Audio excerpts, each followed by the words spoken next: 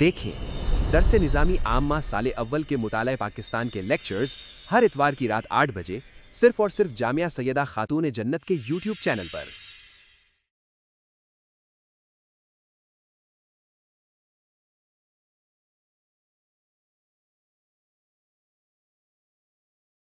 Lecture number 1 سورۃ الفاتحہ آیت نمبر 1۔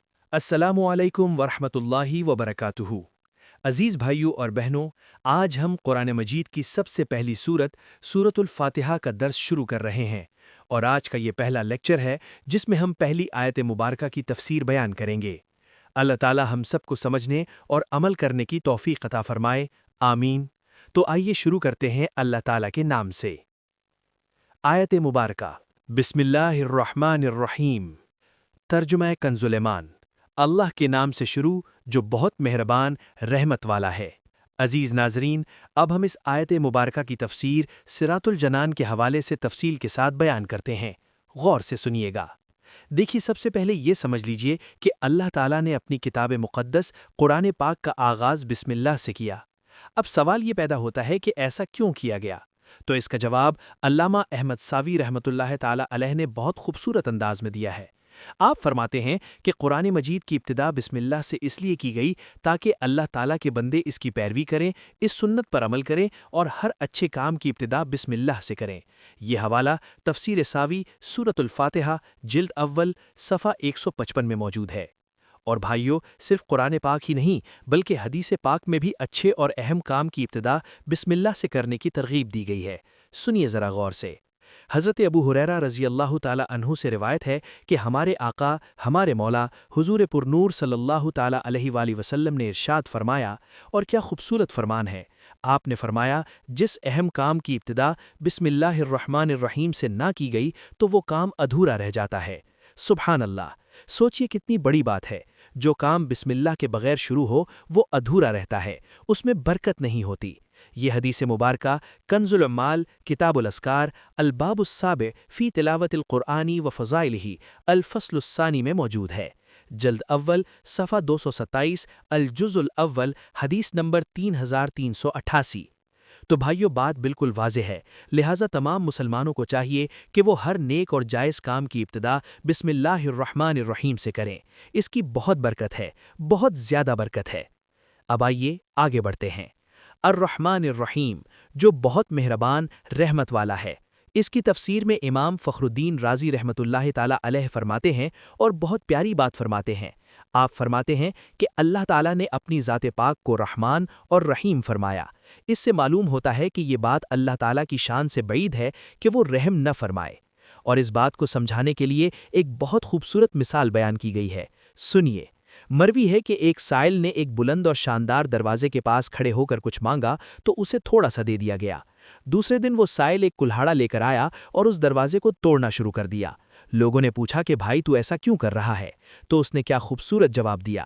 اس نے کہا، یا تو دروازے کو اپنی عطا کے لائق کرو یا اپنی عطا کو دروازے کے لائق بناؤ، یعنی اگر دروازہ اتنا عظیم الشان ہے تو عطا بھی اتنی ہی عظیم ہونی چاہیے۔ اور پھر فرمایا، اے ہمارے اللہ عز و جل، رحمت کے سمندروں کو تیری رحمت سے وہ نسبت ہے جو ایک چھوٹے سے ذرے سے تیرے عرش سے نسبت ہے، اور تو نے اپنی کتاب کی ابتدا میں اپنے بندوں پر اپنی رحمت کی صفت بیان کی، اس لیے ہمیں اپنی رحمت اور فضل سے محروم نہ رکھنا۔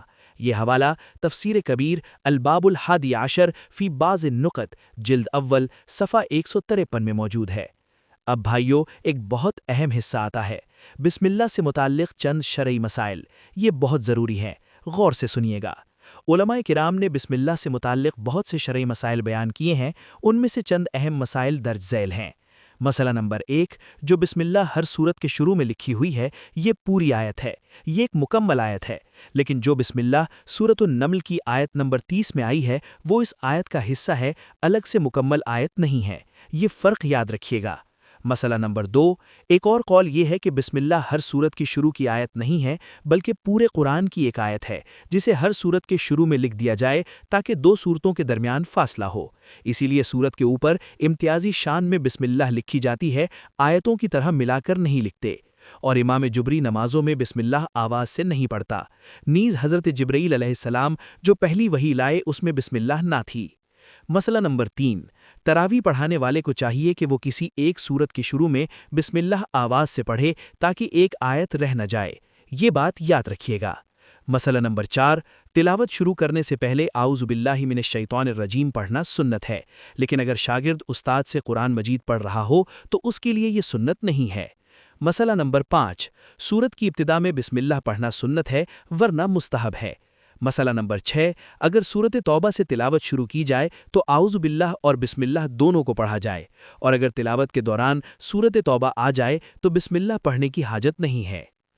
اور آخر میں ایک اہم بات، بسم اللہ شریف کے مزید فضائل جاننے کے لیے امیر اہل سنت حضرت علامہ مولانا محمد الیاس عطار قادری رضوی دامت برکاتہم العالیہ کی تالیف فیضان بسم اللہ جو مکتبۃ المدینہ سے شائع ہوئی ہے اس کا مطالعہ ضرور فرمائیں۔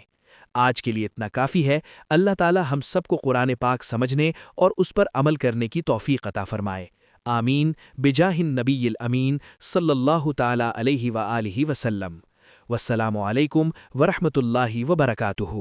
دیکھیے درس نظامی عامہ پارٹ اول کے جنرل سائنس کے لیکچرز ہر جمعرات کی رات 8 بجے صرف اور صرف جامعہ سیدہ خاتون جنت کے یوٹیوب چینل پر۔